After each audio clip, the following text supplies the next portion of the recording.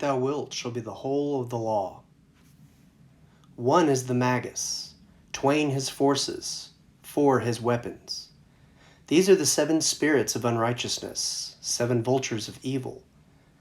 Thus is the art and craft of the Magus but glamour. How shall he destroy himself? Yet the Magus hath power upon the mother both directly and through love. And the Magus is love, and bindeth together that and this in his conjuration. In the beginning doth the Magus speak truth, and send forth illusion and falsehood to enslave the soul. Yet therein is the mystery of redemption. By his wisdom made he the worlds. The Word that is God is none other than he. How then shall he end his speech with silence? For he is speech. He is the first and the last. How shall he cease to number himself? By a Magus is this writing made known, through the mind of a magister. The one uttereth clearly, and the other understandeth. Yet the word is falsehood, and the understanding darkness. And this saying is of all truth. Nevertheless, it is written, for there be times of darkness, and this as a lamp therein. With the wand createth he, with the cup preserveth he, with the dagger destroyeth he, with the coin redeemeth he. His weapons fulfill the wheel, and on what axle that turneth is not known unto him. So that was an excerpt from Liber B, or Beth, Vel Magi, or the Magus, Subfigura 1. And with that, I would like to welcome you to class number 1 of Magick Without Fears, Ceremonial Magic class, focusing primarily on Kabbalistic and Grimoire magic of the Thelemic and Golden Dawn traditions. My hope is that this class is the first in a long series of classes. I have 32 planned out to be exact. The first 4 classes I plan to dedicate to the foundational rituals. Even though there has been a lot written regarding these rituals, there is still a lot of symbolism and context going on, and I feel that they do deserve their own class. After these first 4 preliminary classes, we will move on to our actual workings, and we will be taking a Sefer Yetzer approach, meaning that we will cover the 5 elements, including spirit.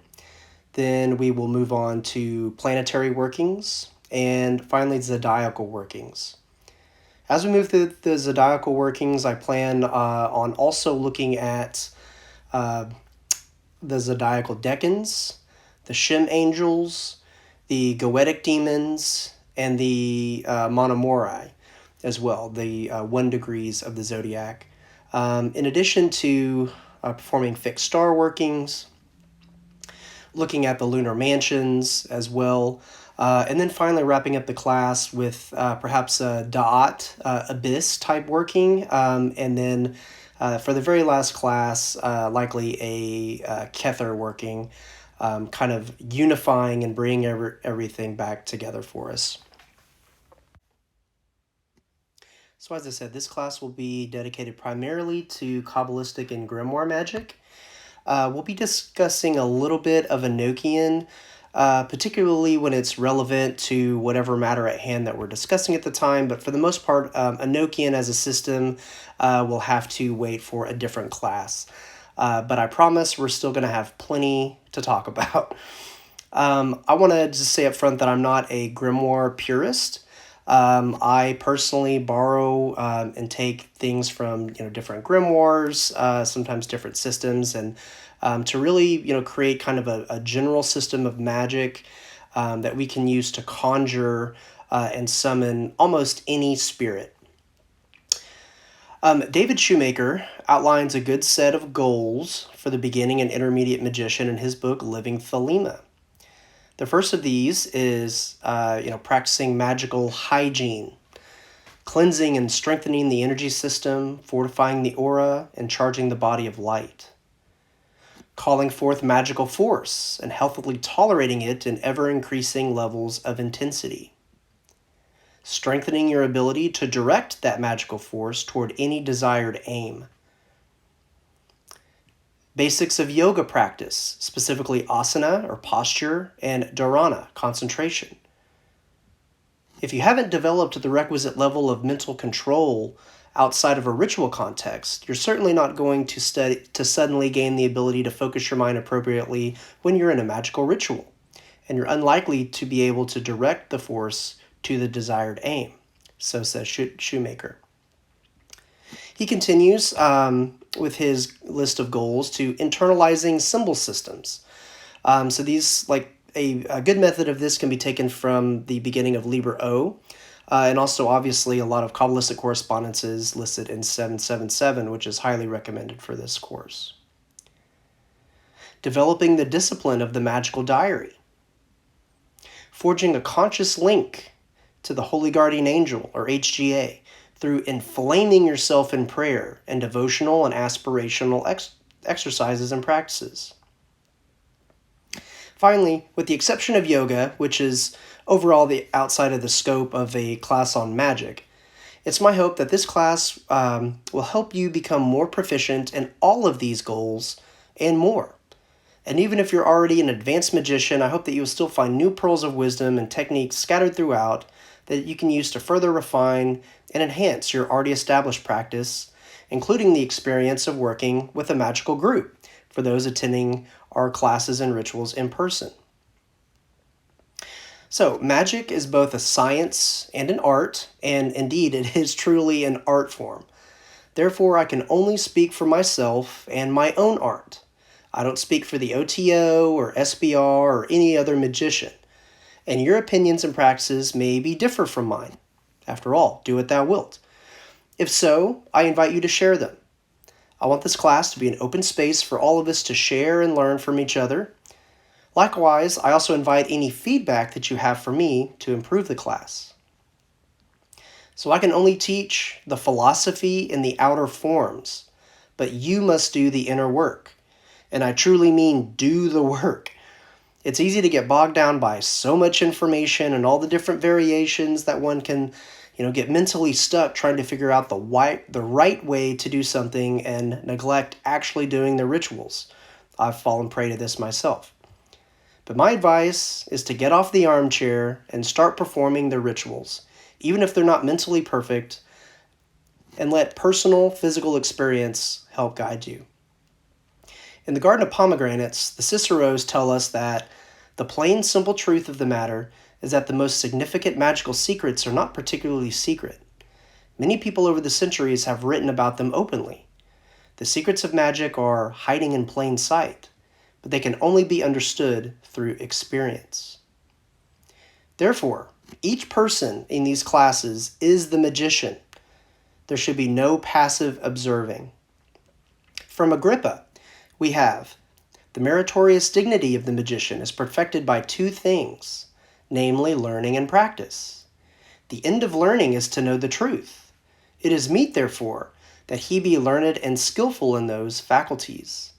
Then all impediments being removed, wholly to apply his soul to contemplation and to convert itself into itself. Crowley also quips that Agrippa is, quote-unquote, too Catholic to be quite trustworthy, but we're going to be quoting a lot from him anyway. So, as I mentioned, while in a way we're going to be starting at the beginning, we still won't be starting at the very beginning. And so therefore, I'm making a few assumptions of my audience. The first is that you generally know what magic is and why we're doing it. If not, I highly recommend reading the introduction to Crowley's Magic Theory and Practice. Or if you need a hint, consider these quotes from Israel Regardie. Everything in the operation is so arranged that it will remind the magician of his one aim, his one true object. He resolves that every weapon and instrument employed in his ceremony shall serve to remind him of his chosen end, making every impression, by means of the Kabbalistic alphabet and association of ideas, the starting point of a connected series of thoughts ending in that thing. His whole energy is resolved that every act shall turn to the advantage of his invocations. By each act, word, and thought, the one object of the ceremony, The invocation of the holy guardian angel is being constantly indicated. Every fumigation, invocation, banishing, and circumambulation is simply a reminder of the single purpose until, after symbol upon symbol, emotion after emotion having been added, the supreme moment arrives, and every nerve of the body, every force channel of the nefesh and ruach is strained in one overwhelming orgasm, one ecstatic rush of the will and soul in the predetermined direction. Or, less dramatically, gradually and most imperceptibly, the student will become aware of the inspiration of that higher genius. What actually does occur is that there is a gradual connecting up of one level of consciousness with another. This links on to another, and so forth, until finally the everyday waking consciousness becomes permeated with an awareness of divine creative faculties, which have fertilized its intolerable barrenness. The everyday Wicca world consciousness becomes more refined and sensitive, aware of new possibilities, displaying an understanding of and insight into life and experience which it never had before. And simply that, the purpose of ceremonial magic is that of all magic, the awakening of the interior man, the aligning it with the consciousness and powers of the universe about him.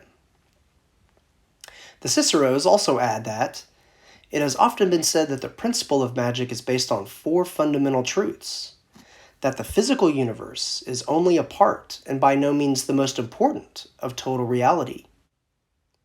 2. That human willpower is a real force, capable of being trained, and that the disciplined human will is capable of changing its environment and producing physical effects. 3. That this willpower must be directed by the imagination.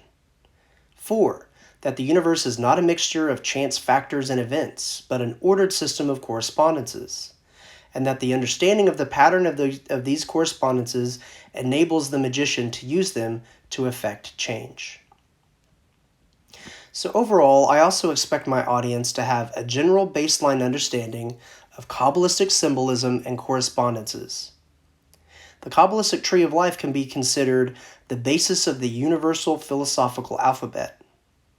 We will be discussing correspondences of every key scale and putting them into practice during the ritual. However, I would still recommend checking out 777 or 776.5 if you're lucky enough to find a copy, Stephen Skinner's Magician Tables, or even the back of Book 4, which has kind of an abbreviated and updated version of 777, or the free version of Thalimapedia online. I would highly recommend. From William Westcott's An Introduction to the Study of Kabbalah, we have the 22 paths added to the 10 Sephiroth from the famous 32 ways, by which wisdom descends by successive stages upon man, may enable him to mount to the source of wisdom by passing successively upward through these 32 paths. This process of mental abstraction was the rabbinic form of what the Hindu knows as yoga, or the union of the human with the divine, by contemplation and absorption of the mind in a mystic reverie. So I'm also assuming that you have at least some form of basic Raja Yoga practice. Rigardi considered the quiescence of mental turbulence a primary essential. So therefore, it's beneficial to have some skill in relaxation, posture or asana, clearing the mind, dharana, regularizing the breath or pranayama, and Liber O actually suggests all three. It's also beneficial to have some experience in visualization. And by this, I really mean all of the senses, not just the sense of sight. But we will be using a lot of visualization, especially in our preliminary rituals, and especially visualizing color and shapes. From the middle pillar, the Ciceros say, one of the tragedies of Western culture is the deprecation of the human faculty of imagination. Rather than celebrate it as the creative power of genius that is responsible for all human invention, Westerners tend to belittle this gift as a childish diversion. So if you need to refine your yoga skills, I will refer you to Crowley's 8 lectures on yoga or the first part of Book 4.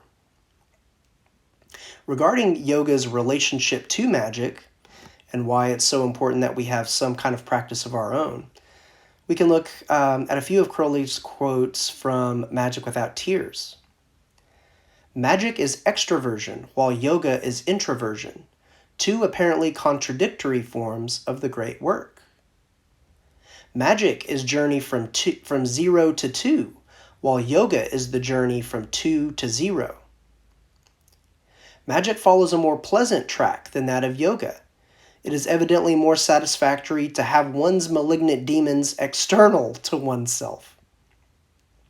The two seem at first glance to be opposed, but when you have advanced a little in both, you find that the concentration learnt in yoga is of immense use in attaining the mental powers necessary in magic.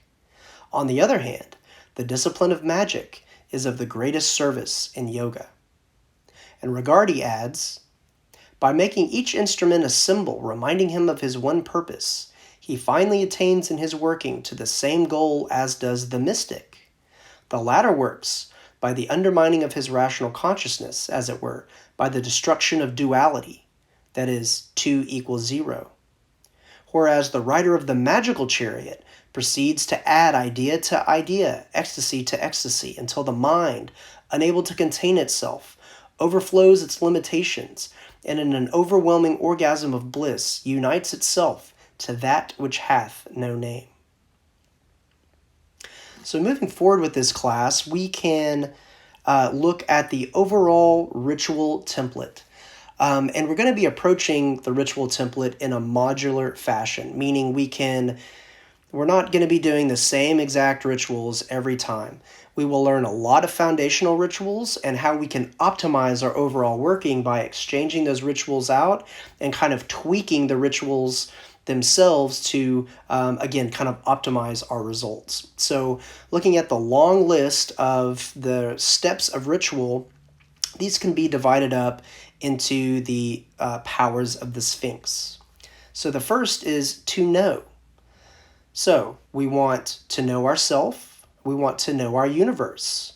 This is where mysticism comes into play. We want to know our craft and know our correspondences, and overall know how to perform a successful ritual. Hopefully these series of classes will help you in that. The second power of to will. We need to clarify our definition of purpose. Why are we performing this ritual? If it is your will, we can consider 3 moral considerations.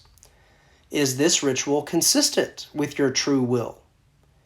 Is it non-volitive of another's true will? And is it really necessary to perform the operation? Moving into the power to dare. Now we're actually moving into advanced preparation for the ritual. This involves selecting correspondences, writing or selecting invocations, selecting appropriate timing, the preparation of ritual ingredients and tools, including the diary, and finally the preparation of ritual space. After we have our space set up, now we're looking at preparation of self, preparation of the temple, microcosmically and macrocosmically,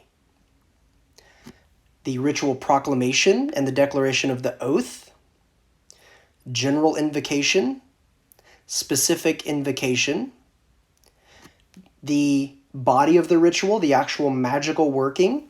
This can include spirit summoning or conjuration. Overall, spirit summoning will have the sub-steps of conjuration, charge, and license to depart. Then finally, the closing and benediction, and finishing up any journaling.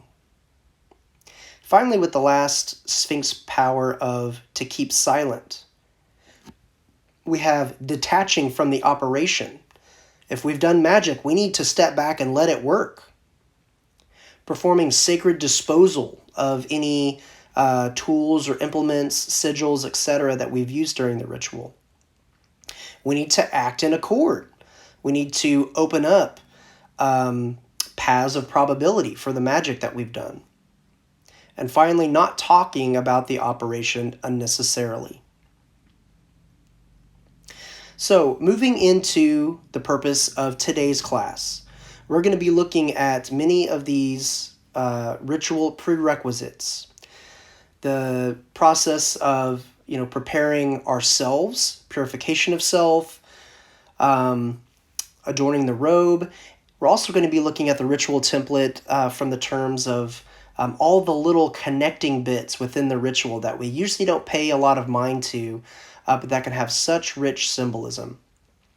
We're also going to be looking at things like the magical diary. And then finally, today we're going to discuss the Kabbalistic cross, which can and should be used in a ritual all of its own. So for our tools today, we're going to be looking at the robe, the holy oil, the battery, and the journal or diary. All right, so let us jump right into this and start our discussion on the preparation of self.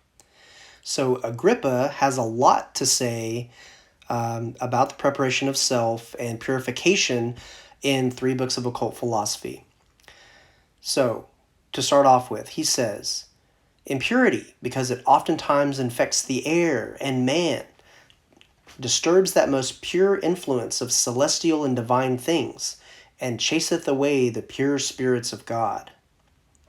He also says, the greatest part of all ceremonies consists in observing cleanliness and purity, first of the mind, then of the body, and of those things which are about the body, as the skin, and garments, and habitations, and vessels, utensils, oblations, sacrifices, the purity of which disposeth to the acquaintance with and beholding of divine things.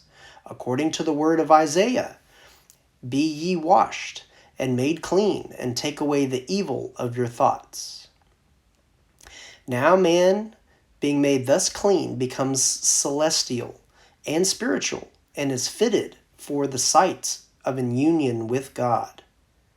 For by how much the more we have relinquished the animal and human life, by so much more we live like angels and God, to which being conjoined and brought into a better condition, we have power over all things, ruling over all.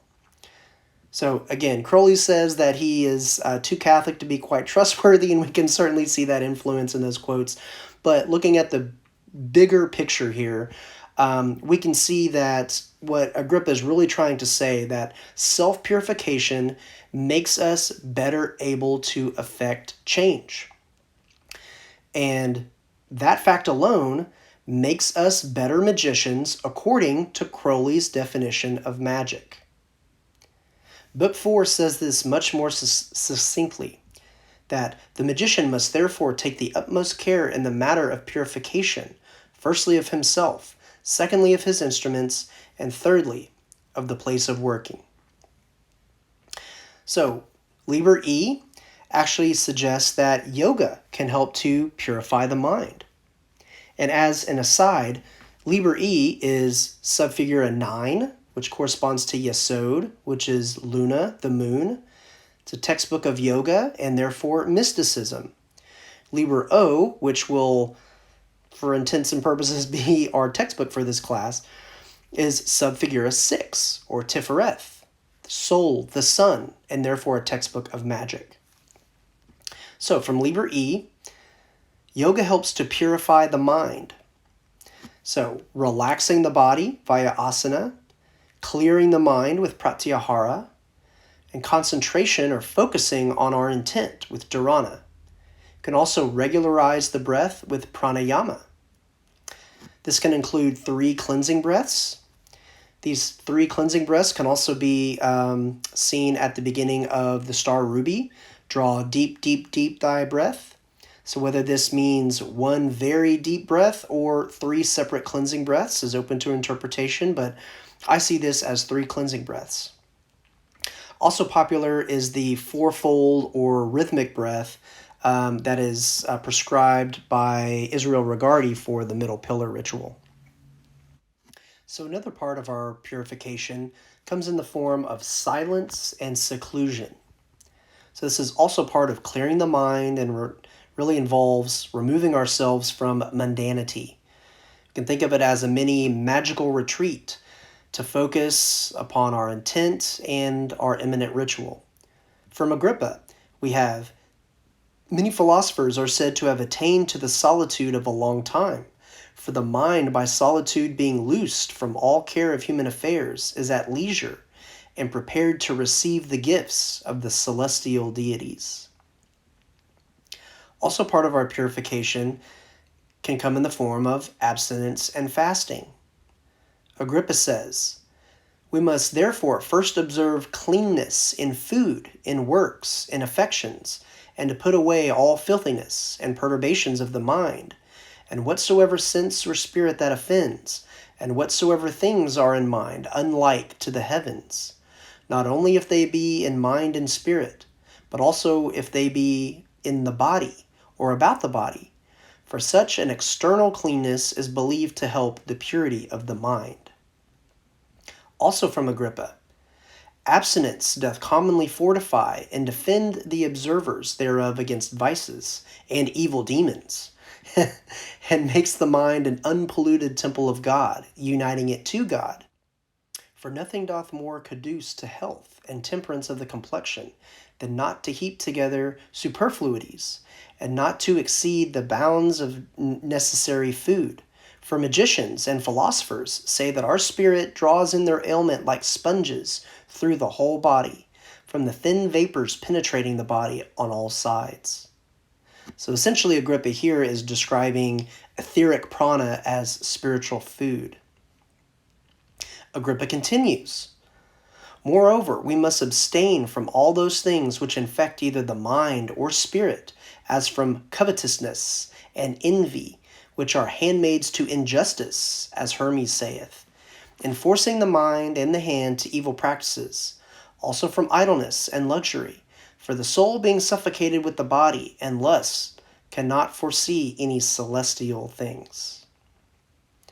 In Magic Theory and Practice, Crowley says that ancient magicians recommended a preliminary purification of from 3 days to many months. During this period of training, they took the utmost pains with diet. They avoided animal food, lest the elemental spirit of the animal should get into their atmosphere. They practiced sexual abstinence, lest they should be influenced in any way by the spirit of the wife. Even in regard to the excrements of the body, they were equally careful. In trimming the hair and nails, they ceremoniously destroyed the severed portion. They fasted, so that the body itself might destroy anything extraneous to the bare necessity of its existence. They purified the mind by special prayers and consecrations. They avoided the contamination of social intercourse, especially the conjugal kind, and their servitors were disciples specially chosen and consecrated for the work. In modern times, our superior understanding of the essentials of this process enables us to dispense to some extent with its external rigors. But the internal purification must be even more carefully performed. We may eat meat, provided that in doing so we affirm that we eat in order to strengthen us for the special purpose of our proposed invocation, which is an obvious reference to saying will before a meal. So in my own practice, I will usually abstain and fast for at least several hours before a general working, maybe a day or two for a substantial working, and I fasted up to a week for a major working. For the purposes of this class and our in-person rituals, really this will just take the form of not eating a gigantic meal right before the ritual, and also a period of quiet focus where we cease mundane chatter and get into our ritual mindset while preparing for the ritual. And I will interject that obviously abstinence and fasting is subjective, and it can also be based upon what God you are working with. So, abstaining from wine, sex, and red meat will not work very well if you're attempting to invoke Dionysus. And as always, only consider fasting if it is physically and mentally healthy for you to do so. All right, so now moving along to bathing. From Book 4, we have purification is performed by water, and that the bath signifies the removal of all things extraneous or antagonistic to the one thought. So briefly, a procedure for a ritual bath could include drawing a bath of comfortably warm water, maybe lighting a candle, adding some salt and cleansing herbs. Hyssop is very traditional, adding some herbs to the water, maybe playing some music, relaxing into the water, and bathing, making sure to wet every part of your body. You can say these following lines, which have their source from the Goetia. Purge me, O Lord, or O Spirit, or if you're working with the specific deity, you can include that name, with hyssop, or whatever herb you're working with, and I shall be clean. Wash me, and I shall be whiter than snow.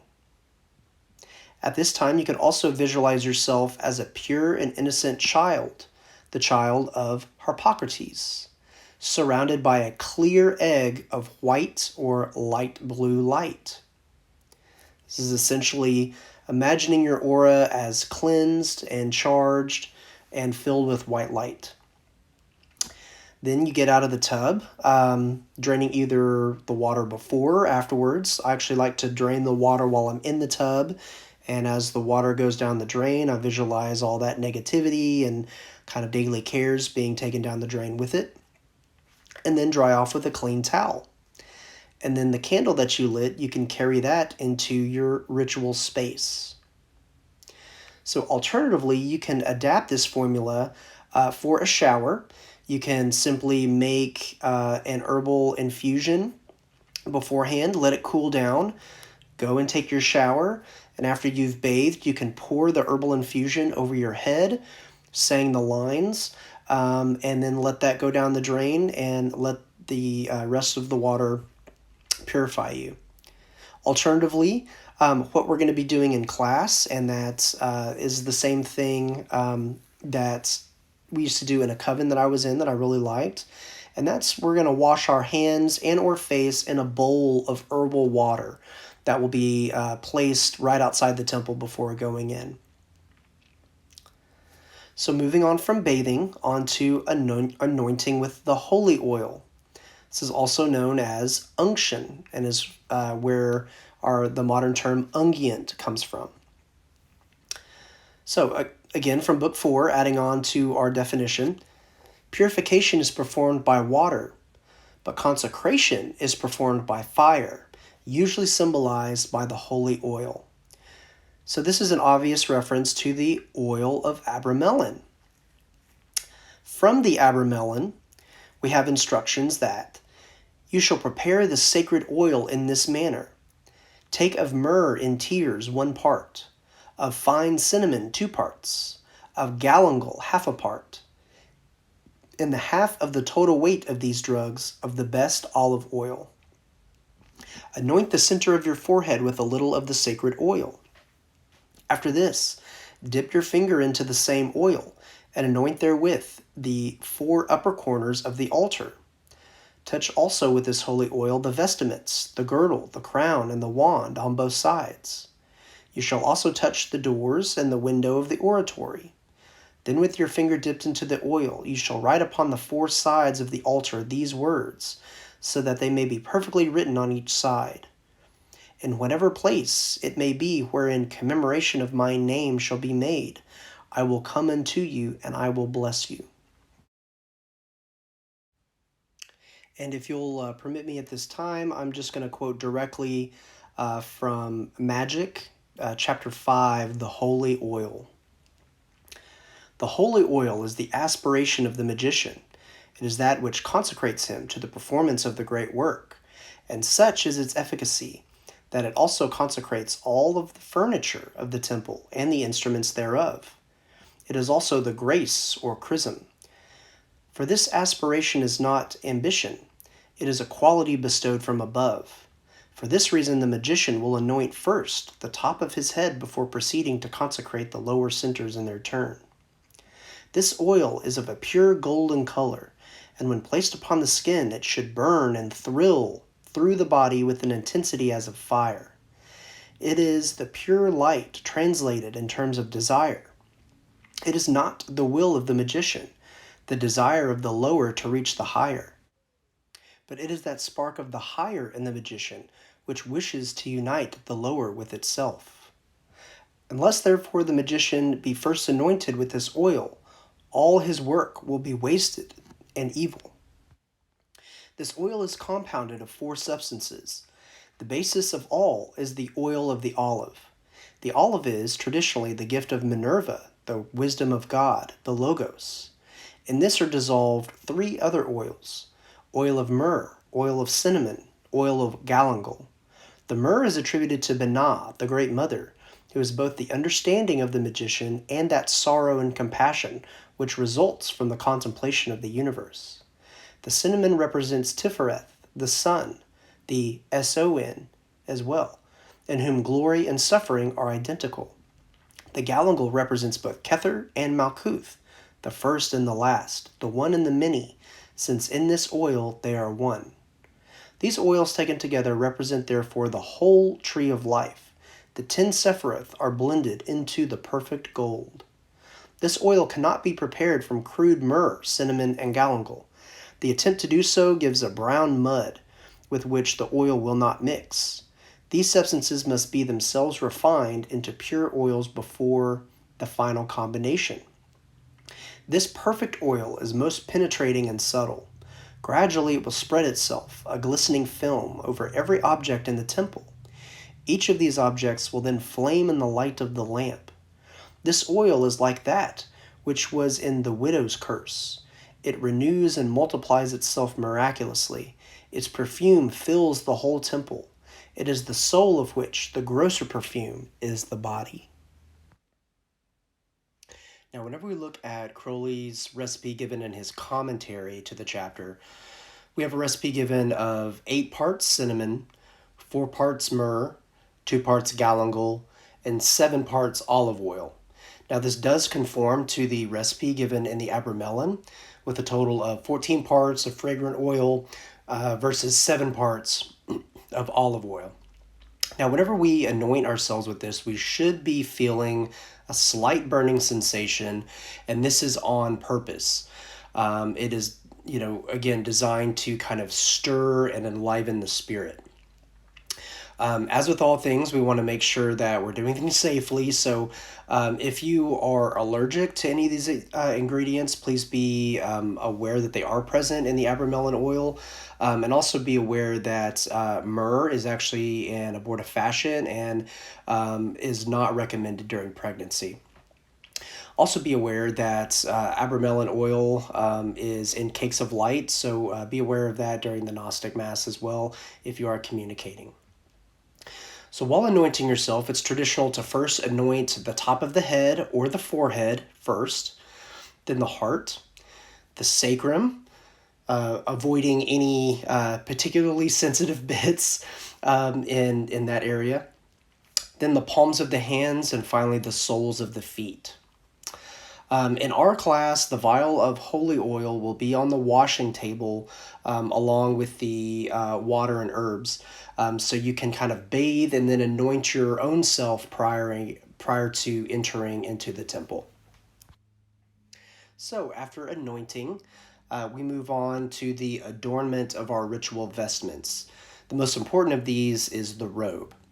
From Magick Theory and Practice, Crowley says, while the bath signifies the removal of all things extraneous or antagonistic to the one thought, the putting on of the robe is the positive side of the same operation.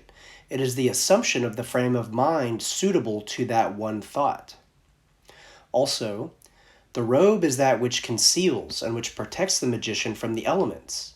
It is the silence and secrecy with which he works, the hiding of himself in the occult life of magic and meditation.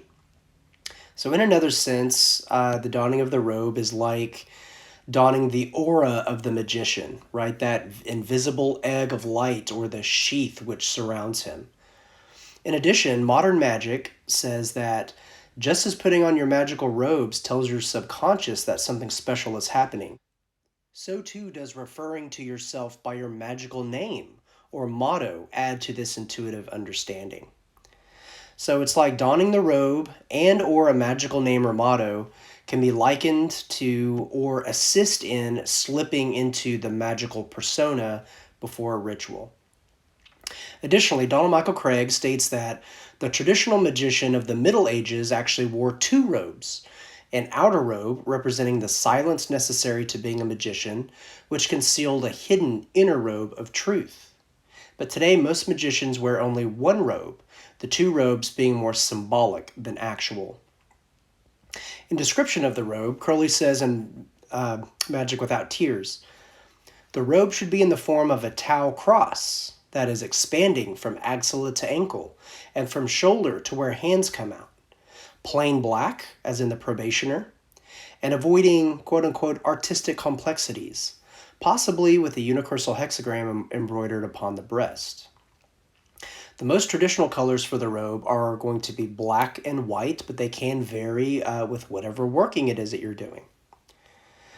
As you adorn the robe, you can say the following lines, which are again inspired by the Goetia but have been modified with thelemic elements.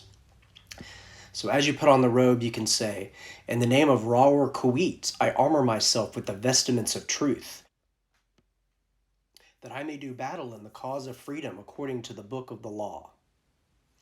In addition to the robe, you can also adorn a lamen if you're working with one. We will be discussing the lamen further in our next class on the middle pillar. You can also adorn any personal jewelry as well. So just a few quick remarks on jewelry. Crowley says that the ring is the symbol of Nuit, the totality of the possible ways in which he may represent himself and fulfill himself.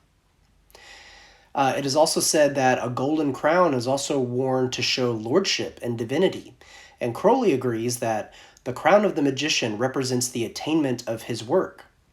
I usually won't use it for the purposes of this class, but it is an interesting reflection upon the priest's garb in the Gnostic Mass. Additionally, Magick Without Tears says that the best headdress is the nimbus. And finally, the Goetia calls for a lion skin girdle or belt to denote kingship. There is a famous photo of Crowley wearing one of these. And this is also likely a derivative from the Greek Heracles, whose first labor was to slay the Nemean lion. So now that we have been duly purified and prepared, that is, again, bathed or washed, anointed and adorned, we're now ready to enter the temple. But before we do that, we need to essentially know why we're entering the temple, right? What is the purpose of the rite that we're doing? So an important part of our overall ritual frame is the naming of the rite. So again, we first need to decide the purpose of the rite and name it. So we can be doing rituals for many reasons, including magic, divination, or maybe to have a vision, for an initiation or to otherwise convey some type of mystery, for pure celebration, for theurgy, such as an offering or invocation, or for practice, like a daily practice or meditation. In addition to naming the rite, we also need to specify what I call a qualifying linker. Okay, so this links the purpose of the rite back to the ultimate goal of all magic. That is to say, you don't need money per se. What you need is the financial stability necessary to accomplish the great work. Okay, so we're putting that magical intent into a very specific frame that ties it back to the great work. There was a great point that was brought up in the in-person class that we're doing the exact same thing by saying will before a meal. And indeed, we can say will to link anything that we're doing back to our true will and back to our true purpose of, again, accomplishing the great work. So both of these things, the name of the rite and the qualifying linker, are incorporated into the declaration of the beginning of the rite. Okay, so this is important. Just as we take great care in demarcating the sacred space as we'll see with our rituals and setting up the temple, we should also be as careful when we demarcate sacred time. Okay, so this is a very simple statement that just declares that the rite has begun. So even just simply, I hereby begin this rite. Okay, I also make any mention of astrological or magical timing that I'm trying to correspond with at this time. So maybe that's like a moon or sun phase or a day of the week, planetary hour, or if I'm trying to align with some kind of beneficial aspect or transit. Because for the most part, starting the ritual at that specific time is the most important. I'll also mention that I begin the rite in the name of Heru Raha.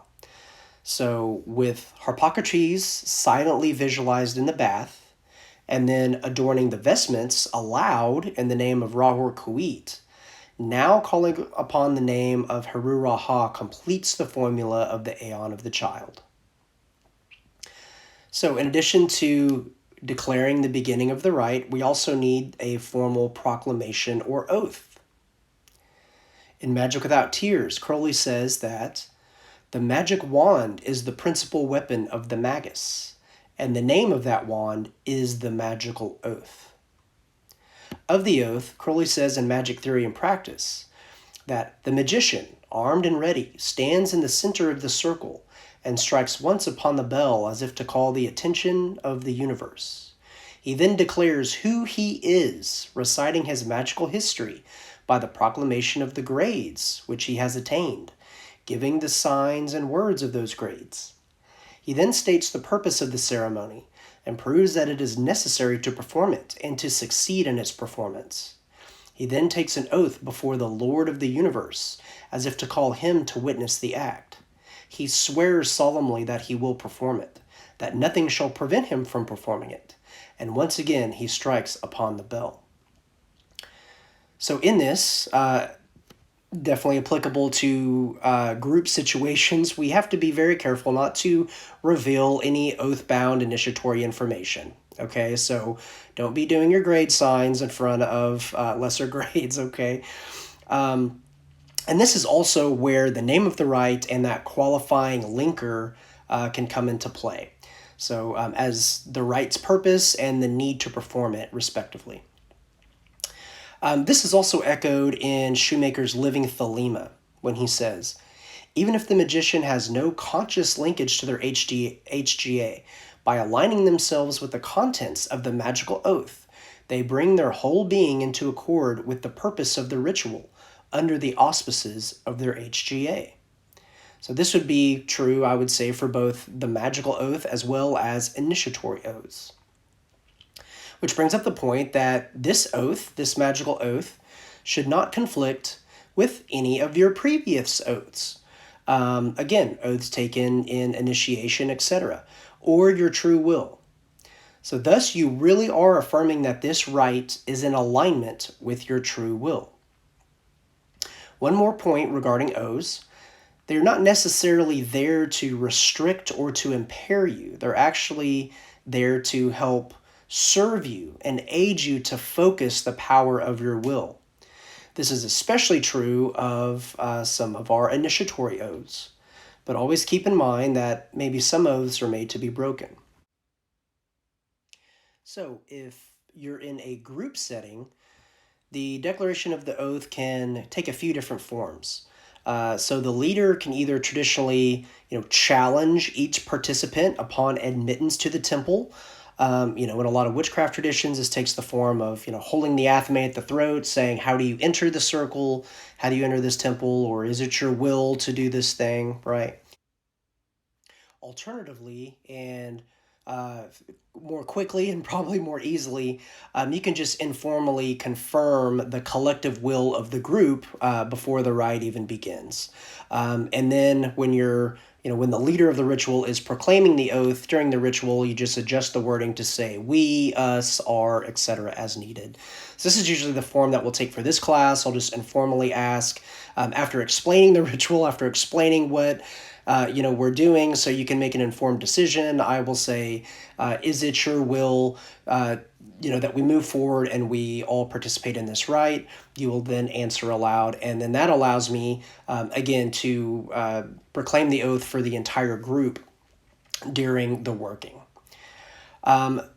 So magic theory and practice continues with the magician balances this oath by the confession.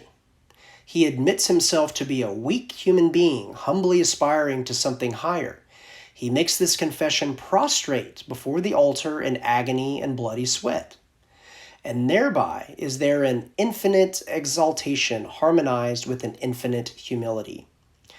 So I think prostrating has a definite time and place, but at this point in the working, I don't go so far to prostrate myself. That is, lay face down on the ground. I find that this is kind of an undoing of all of the preparatory work that I've undergone so far. This kind of, building up, being properly prepared, the bathing, the washing, the anointing, the adorning, right? This is all building up my magical consciousness. So, to have the first thing I do when I enter the temple say, I'm not worthy, right? Again, that kind of in my mind, undoes some of that preparation. So I actually find it sufficient to fulfill this confession, so to speak, with a very simple, concise statement that actually takes its cue from Liber 15, the Gnostic Mass. And that is when the priest says, I am a man among men. Okay, so in the Mass, this is before he is cleansed and consecrated, and it's essentially a confession of his humanity and his humility, right? So I find this a perfect way of, again, kind of fulfilling that requirement for a confession, and also juxtaposing that immediately after with the initiatory grades, again, as Crowley says, that the magician has attained. So yes, I'm only a man, and I have, accomplished this thus far. So I am truly an aspirant. Here's where I've started from, here's where I'm at, and again, here's where I'm going, right? So I like to combine the oath with the declaration of the rite, right at the onset of the rite. So often I will, knock once and say, do what thou wilt shall be the whole of the law. In the name of Haru Raha, on this astrological timing, so on this day, on this morning, in this hour of Venus, whatever, I do begin this rite. I, magical name, so, maybe Frater Fiat. I, Frater Fiat, a man or woman among men or women, and then recites, again, the history of, maybe grades attained or something like that. So again, we don't want to give out any initiatory information, so it will just suffice for this class just to say an initiate of the OTO. Hereby declare that it is my or our collective will to fully perform this rite of whatever the rite name is, right? So this rite of Venus, or this rite of daily practice, which is what I say in my daily practice, that I or we may obtain the whatever that qualifying linker is, right? So in my daily practice, I say the magical skill necessary to accomplish the great work. Or again, if you're doing a rite for money, maybe you are doing a Jupiter rite for money. So, that I may obtain the financial security necessary to accomplish the great work. May my or our will, which is thine, be done. So mote it be. And then I will clap or knock 11 times. So just to run this down without all the explaining in between, so you can actually hear what the full rite sounds like, I will give you an example of what I would say for my daily magical practice. Do what thou wilt shall be the whole of the law. In the name of Haru Raha, on this day I do begin this rite. I, Frater Fiat, a man among men and initiate of the OTO, hereby declare that it is my will to fully perform this rite of magical practice, that I may obtain the magical skill necessary to accomplish the great work. May my will, which is thine, be done. So mote it be. And that's basically it. It's kind of short, but there's a lot going on in there. So speaking of all of these knocks and claps and everything like that, they can actually have a very special and profound purpose within our ritual as the battery. Now, this is not a Duracell battery, but it's battery as in to strike, as in assault and battery. And also knocks, not like NOx, but as in to knock on a door. We have to specify that here in Thelema.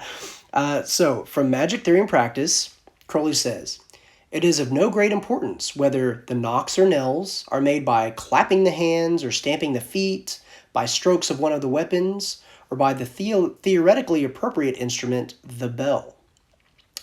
So you can tailor the specific battery to a specific ritual correspondence. A few years ago, when I was doing an entire series of planetary works over the course of a year, I had very specific batteries for each planetary that I was doing, and that, to my mind, actually corresponded with the planet. So they certainly can vary. Crowley continues from Magic Theory and Practice. A knock asserts a connection between the magician and the object which he strikes. So really, since the instrument doesn't matter, I usually just use the altar as a battery to connect to the altar itself, which is part of the focus for my ritual and therefore my spiritual practice. Additionally, Crowley says that a blow upon the altar affirms that the magician has complied with the laws of his operation. In other words, that the magician has fulfilled the oath, which again ties the magical intent back to true will. Also from Magic Theory and Practice, the object struck is the object impressed. So for example, to strike the wand within the cup is to apply the creative will to its proper complement, and so perform the great work by the formula of regeneration. So other uses of the battery can be used, to mark the stages of a ceremony, to represent a numerical correspondence, again for magic. So for example, if you're doing a Venus operation, you can strike 7 times upon the battery. The knocks themselves can also be divided up into significant numerical intervals. So, for example, if you're using the number 3 for some reason, and you just want to represent a equal tripartite division, you can just have 3 equal knocks or claps. If you want to represent the unity dividing, you can perhaps do it thusly. Or if you're working for unification. Crowley says that 11 is usually the limit of coherence when it comes to dividing up the knocks or the knells. But that, obviously the number 11 itself can be used to signify the great work and magic in general, and is thus suited to all operations. The number 11 accommodates all Sephirotic numbers. Crowley also suggests subtracting whatever significant number you're using from 11 and dividing it symmetrically. He gives an entire formula for preventing the mind from wandering, which he corresponds to Yesod, the number 9. So he gives the formula of subtracting 9 from 11 and using the formula of 1 knock and then 9 and then 1. He further divides that up into 1, 4, 5, and then 1, and then finally divides that 4 evenly to be 1, 2, 5, 2, and 1. I will let you explore that further in Magic Theory and Practice. So usually during our rituals, I will knock once at the beginning and end of the ritual. I will knock a division of 11 between the general invocation and the specific invocation. This will be the usual thelemic, or 3, 5, and 3. And then I will knock again between the banishing and the benediction. Also in 11, but further divided up into.